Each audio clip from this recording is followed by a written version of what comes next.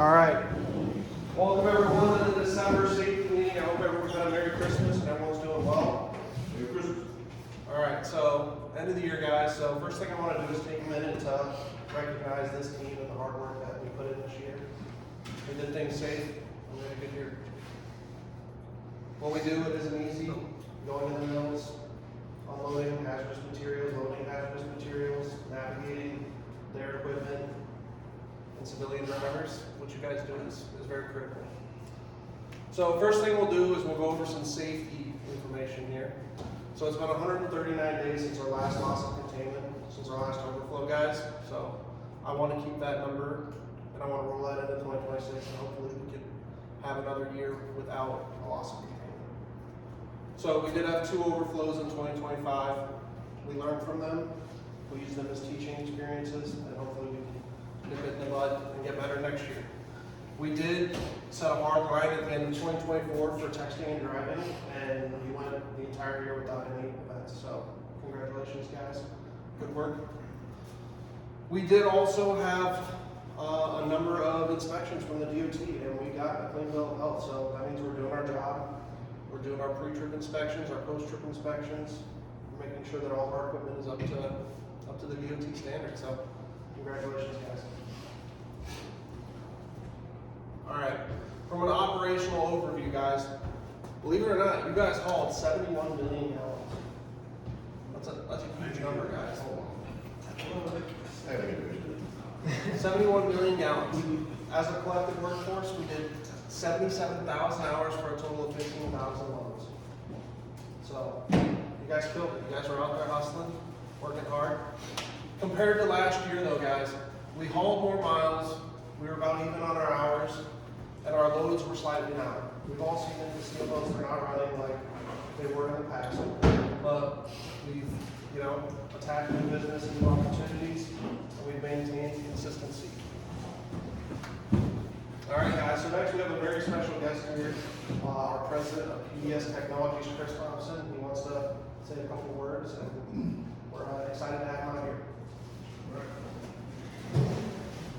I'll echo what our new manager of transportation. Hopefully you guys have all supported the change here with CJ taking the lead. So very pleased with that. First of all, Nicholson 9, number 1, safety, no lost times, no serious traffic accidents this year. Great job. On behalf of Nicholson, the family, I'm here to tell you thank you. It's recognized, and we're looking forward to see how we can support you. Come on in. Grab a sandwich, whatever you need. So the big thing that I'll share with you, we continue to invest even in these uncertain times. The company put about $8 million worth of capital back into the facility. We get three new tractors this year. Yes, sir. 3 new tractors. I was talking to Malcolm and Nick and Mike over there at the table. If you haven't had a chance to walk through some of these facilities here, I would love to get you guys a tour. If you want to see how it's all put together, and I don't know if you ever get any questions from our customers, maybe not, but definitely we can facilitate that for you to show you how it works. The other part of our business, our water treatment business, the nice thing about that, it's steady. The only negative thing on that sometimes, the commodity goes up and down sometimes, and the pricing does. But this year, we did okay. Overall, our company will move, you saw what you guys moved in truck, that's the majority of it. But it is, overall, we're down about 8 million gallons. If you look at what we did in 2024 versus 2025, we lost no customers. This is just kind of how the mills have been run. On the other hand, we do have other parts of PBS that help balance us out. We have our distribution group, we have our secure gasset group, and for the most part, I think PBS is going to kind of end the year kind of where we started, and so that's a real positive. And I'll tell you what, I'm optimistic that hopefully this new, tax rate, and they talking about, will the American consumer spend more next year? There is some talk of that, which could help drive some of the steel demand. But that, what these mills do is gonna be what's up to us. And I think you guys know this, but tariffs help the front side of these mills, which is the hot part of the mill, the hot furnaces. Those production rates are up. What drives our business is basically automotive. And so we need GM and we need Ford to be making more cars. And right now, they kind of just settled out. So, I will tell you, PBS is in this for the long run, and we will wait, we'll be patient, and we'll continue to invest in our people, in our facilities. And that goes to that. You guys, I have gotten a couple emails from some of you to let me know how you guys feel things are going, which I do appreciate. I do listen. The one thing I've asked CJ to do, right, is, you know what, are we operating as efficiently as possible? And anytime you get a new manager, a new change in leadership, you listen and you watch for a couple of years. Now this will be my third year to lead this business, and so now I'm asking a little bit more questions of my managers. Hey, have you asked them, can we run this more efficiently? Can you do it a little differently? Can we do it with, one of my goals this year was to put more volume in the trucks. Doesn't mean a lot of times for us locally, but when we're going to Detroit, when we're coming back, I'm looking for that to be right at, 79,000 pounds. Because it's just less fuel, less wear and tear, those sorts of things. You're shaking your head, John. You're gonna be over on an axle, you're gonna be popcorn or one of those stairs. Fair enough. I don't want anyone over on the axle. Maybe it's 78.5. This is where I'm looking for some feedback from the people out here. I'll never ask you to run overweight. We haven't achieved that much. We're probably in the 76,000 range. But it is up from when I started, we were about 74.5. And so we have made some progress. You guys have been part of that. Some of the PDST has been part of that. So those are some things we're looking at. We signed a natural gas deal this year. The biggest expense of this plant outside of labor was natural gas. We saved about $500,000 just by buying a little better. Charles was working hard with our vendors to get, basically some competitive pricing. We're comfortable, again, continue to invest because we think this is a good business to be in long term. It's just a little bit of a transition period right now, but when Hunter has more kids, when CJ has more kids, when your grandkids have more kids, like Malcolm, that helps drive our business. We are a kid business when it gets down to it, because that is our consumers, that's our business. So, bottom line, guys, thank you for being safe. Thank you for representing us well. There's two people that represent. It's not our salesperson. It's the face our customer sees. It's either, or here on the phone, it's either our customer service rep or the man or woman that's delivering the product. So you are the face of the company. I appreciate it. I'll hang out today to ask questions. You can ask me questions later. You can ask me questions now. But again, I wanted to make sure I told you personally. Thank you. All right, thank you, Chris. Thank you, guys. All right, now we'll dive back into the safety meeting. Business as usual, guys.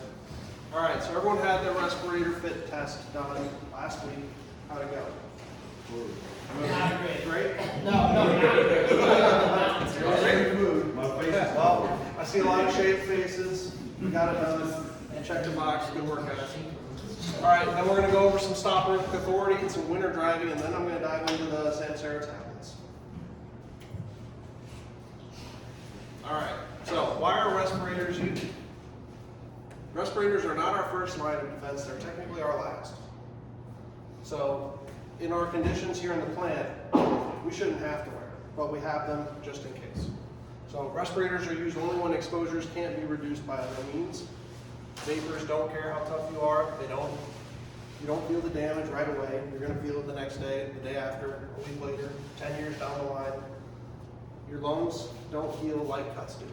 So this fit test, sorry guys.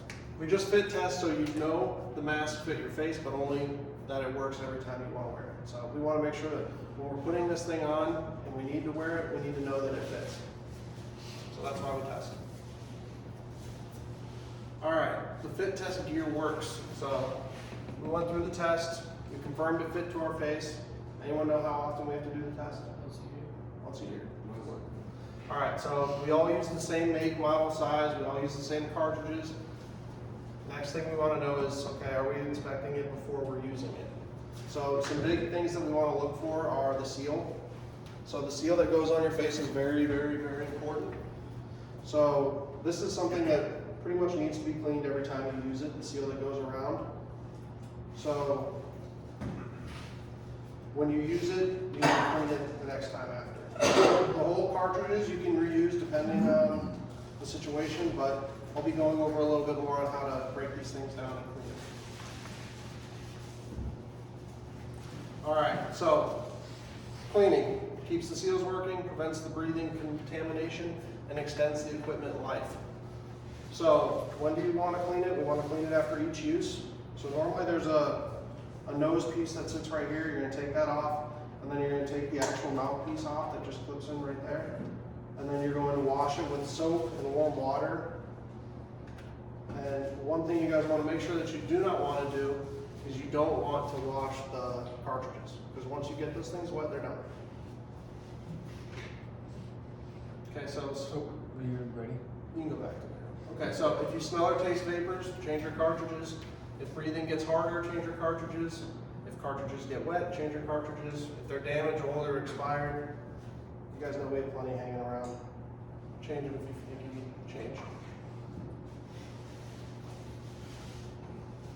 All right, so tips for cleaning: twist off the cartridges, never soak cartridges, set aside for a clean area. So we don't want to use like a cloth to dry these things out. We want to let them air dry, because that's just extra contamination. You want to make sure you're using a clean cloth to wash it out, or a soft brush. Make sure you have clean hands when you're doing so. Anything, because at the end of the day, this thing's going back on your face and it's going to be used to keep your lungs clean. So you want to treat them like your lungs. Okay, so don't use solvents, don't use any soap. You want to, or anything that's going to be damage to your rubber lining as far as the chemical goes, you can use soap. But yeah, make sure we get in there thorough. All right, rinse thorough.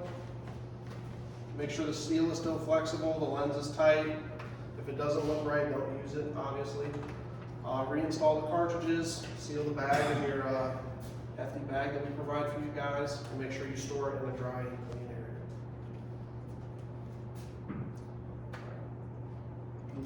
All right, stop work authority. Guys. What? Okay. Skip twice. All right, sorry. Expectations: make sure we're wearing it when we're required. Make sure we're using the correct cartridges. Make sure we're checking the seal every time, and make sure we're reporting damage on missing or broken. So, CJ, when do we require? so in our business, we do not require. It is our backup plan. So we allow our guys to use it. Say you're up on the loading rack and the fumes are bad that day, put it on. Go for it. Because we don't require it as part of our hazardous analysis, but we want it there for you guys just in case. Okay? We are on sites such as Detroit that have hazardous chemicals, and it could be an emergency plan. Okay, stop work authority. So we've had a couple guys this year use the stop work authority. We've had some conditions that were not ideal, and I've actually had to call a couple of you guys and say, hey, turn it around, it's not looking good.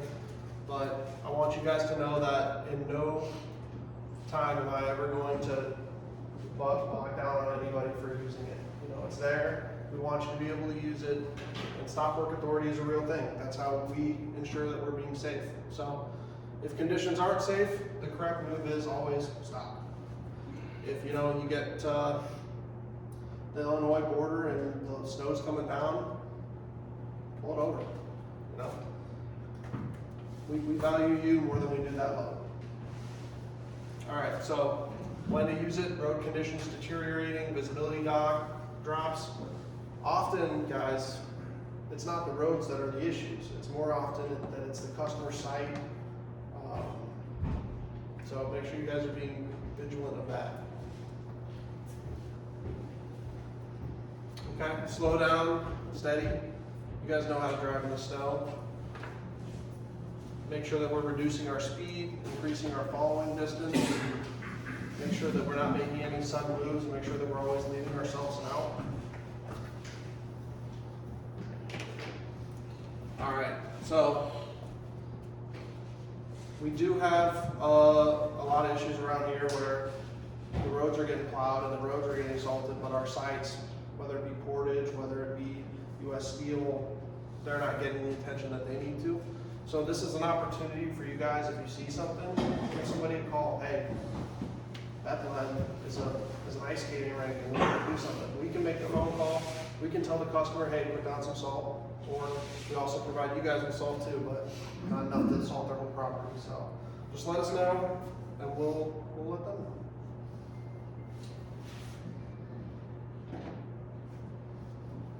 Okay, so liquid surge, longer stopping distance. What happens if you're on ice and you jam on the brakes?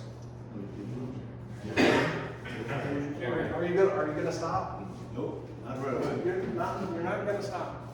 All right, so this increases rollovers. This increases the time you need to slow down. Your turns need to be slower than you think. Could slide out from under you. Backing and turning are much higher risks in the winter.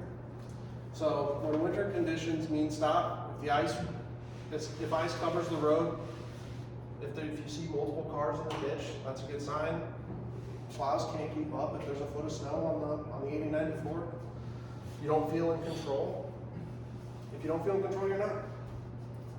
So that's when you call, you stop, you wait. We'll pick up the pieces later.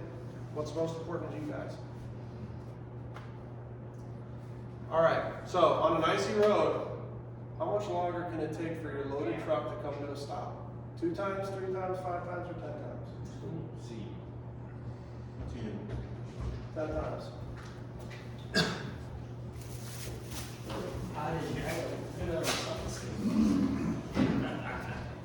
All right. According to the federal regulation, when must a driver discontinue the operation in winter weather? For you 49 CFR people. C. I heard you six. Mike. All right, guys. So now we're going to dive into Sam Sarah. How many of you guys are excited about a new tablet? A new tablet? So not a new tablet, but a new system. So I know some of you guys have used it, and we're going to be going over more and more of this information as we start doing our swaps. First, we'll start off by, it's pretty simple. We'll have the Fleet ID already in there for you guys. The username, password, I'm going to make the username for you guys the same as your XRS. I'm going to make your password the same as the XRS if I can. If not, I'll probably have to do like a capital PBS and then your XRS username. So I'll let you guys know on an individual level what your username and password is. And we'll get you guys set up. So we've been tried by the corporation that we need to have all of these into all of our trucks by the end of January. So we're going to hit the ground running. We're going to get this done. We're going to be proactive, and we're not going to wait till the last minute. So any questions? Me and Hunter, we're working on it. We got a couple experts around here. Tucker. Direct your questions to him. All right. Here's what the main dashboard looks like when you sign in. It has an area where you select your vehicle, your trailer, and your shipping ID, just like XRS.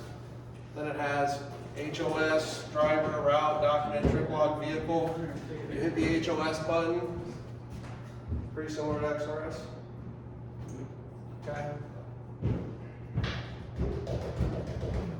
Okay. I did find out how to do the R move. I got it activated for us. Hopefully it works this time. Hopefully it works for us. So you have on duty, sleeper berth that we don't use obviously, driving, personal conveyance, which we shouldn't be using either, and yard move. So guys, make sure that we're reviewing our logs daily when we switch over to the new system, just to make sure that they're accurate. and make sure those logs are legal and treat them that way. Quick question. Can you use Superbird if you happen to go to Detroit and it's pouring down snow? You don't have a sleeper. You don't have any kids, Oh, hey, I'll get you. Just want to see if we could use it. If you're stuck in Detroit, Yeah. you have to spend the night, I'll get you a hotel. Yeah. All right. Don't tell. Hotel, they don't say. That's right. All right, so guys, make sure that your DVR and your post-trip are completed. This is one of the things we're working on with them. It has a long list, like 3 times as long as the XRS one, so I'm gonna try and see if I can refine a custom list that's more tailored towards us. And then it'll make our DVR experience much more accurate. It just needs to select all. I mean, really, like the other one, you just scroll to the bottom of the page and hit, everything's Oh. good. We'll figure it These out. can kind of select all, or, yeah. All right, guys. Under the FMCSA regulation, who is legally responsible for the accuracy of an ELD? Tom Sneddon. He's quick.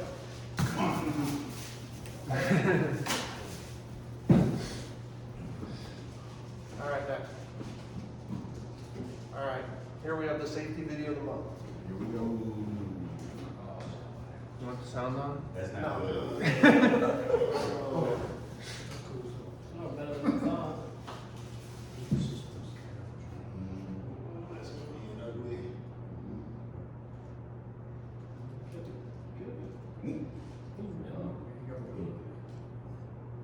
Oh, that's not good right there.